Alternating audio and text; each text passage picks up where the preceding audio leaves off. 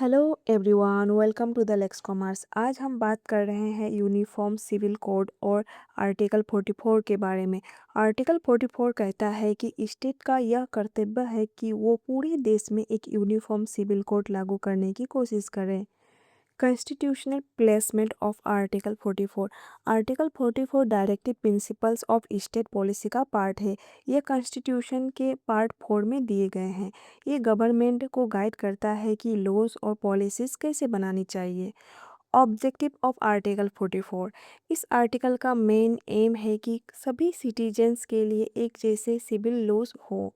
ये laws marriage, divorce, maintenance, inheritance और adoption जैसे मैटर्स से रिलेटेड होते हैं। Meaning of uniform civil code.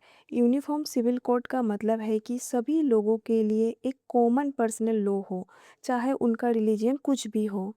Nature of article 44।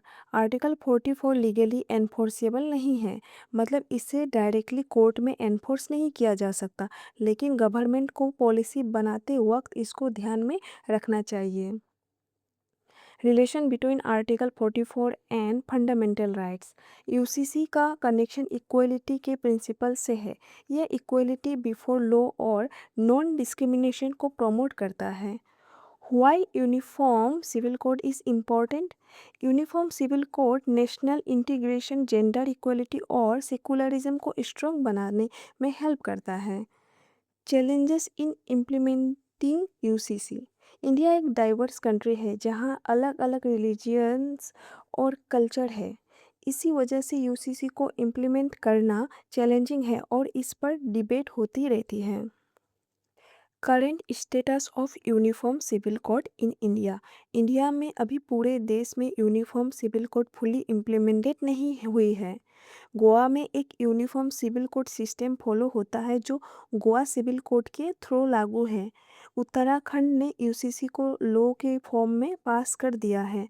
Gujarat और असम जैसे स्टेट्स में भी इस पर डिस्कशन और प्रिपरेशन चल रही है। कंक्लूजन। आर्टिकल 44 एक ऐसे विजन को दिखाता है जहां सभी सिटीजन्स के लिए यूनिफॉर्म सिविल लॉज हो, लेकिन इसका इम्प्लीमेंटेशन अभी भी डिबेट और पॉलिसी डिसीजन पर डिपेंड करता है। अगर आपको यह वीडियो यूजफुल लगा हो तो प्लीज़ लाइक करें, शेयर करें और चैनल को सब्सक्राइब करें। Thank you for watching.